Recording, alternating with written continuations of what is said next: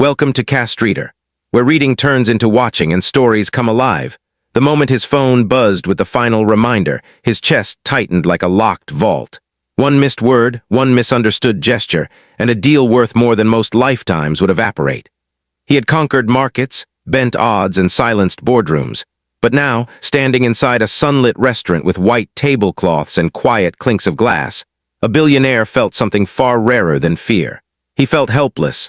If you believe in kindness, second chances, and the quiet heroes who change lives when no one is watching, take a second right now to like this video. Share it with someone who needs hope, drop a comment, and subscribe to the channel. Stories like this only matter if we pass them on. The restaurant hummed with the soft confidence of money and expectation. Outside, a city breathed with glass towers and trimmed hedges, but inside, everything felt fragile. The billionaire had arrived early, hands steady, mind rehearsed. But the one person he had insisted on bringing had not arrived. The translator, the bridge between cultures, the voice that would turn intentions into agreements, was missing. Traffic, a missed flight, a sudden illness. The reason didn't matter. The clock did. Across the table sat potential partners from a country whose language he did not speak, whose customs he respected deeply but understood imperfectly. Their faces were calm, reserved, observant. The billionaire smiled with practiced warmth, nodded with measured confidence, and prayed the silence wouldn't expose the storm in his chest. He had built an empire by mastering details. He remembered the year his first startup almost collapsed, the nights he slept in an office chair, the mornings he woke with numbers etched into his dreams. He remembered how power had felt like control back then, like a steering wheel in steady hands. Today, power felt like a mirage. He watched the waitstaff glide between tables, saw reflections in polished cutlery, felt the room tightening as minutes slipped away. Without words, meaning thinned. Without meaning, trust eroded. He sensed the partner's patience testing itself against tradition and time, and he felt the deal teetering, not from greed or strategy, but from something painfully human: miscommunication. The first course arrived, plated with elegance. The billionaire bowed slightly, hoping the gesture would speak for him. He tried to read the room through expressions and posture, through pauses and nods. He leaned on universal manners, on kindness he believed could translate itself. Still, the air thickened. The partners spoke softly among themselves, glancing at him with polite curiosity. He could feel his pulse in his ears. For the first time in years, he was not the smartest person in the room, not because others were smarter, but because he could not hear them. Then she appeared, not as a miracle, not with trumpets, but with a tray balanced easily and a presence that felt steady. The waitress moved with the quiet confidence of someone who had learned to watch people closely. Her uniform was simple, her hair neatly braided, her eyes attentive without being intrusive. She set down a glass with care and noticed the tension like a crack in porcelain. She had grown up listening more than speaking, reading moods the way others read menus.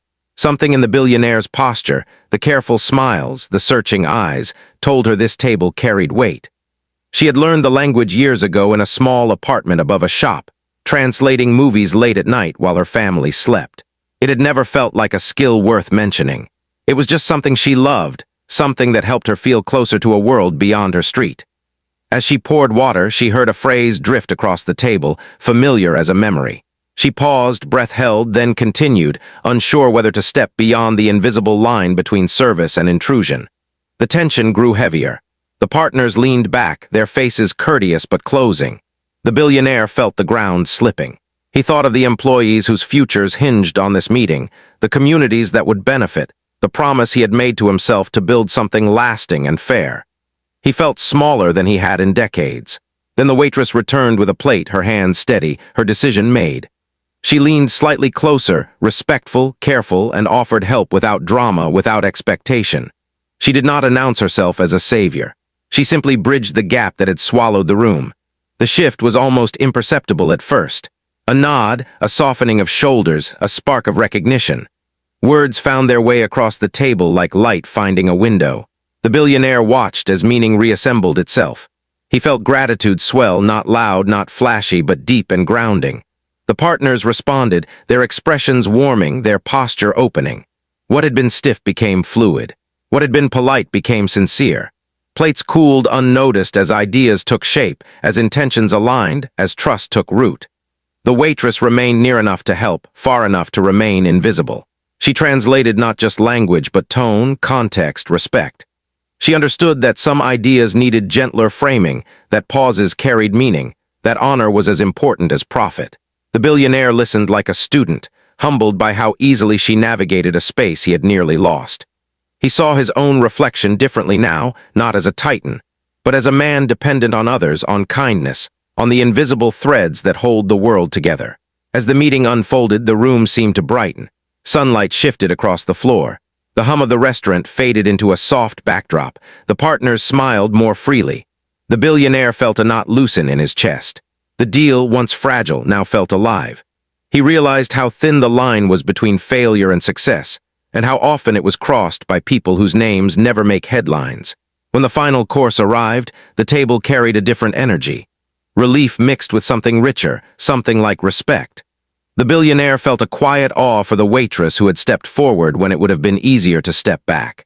He thought about the stories we never hear, the talents tucked away in ordinary days, the courage it takes to offer help without being asked.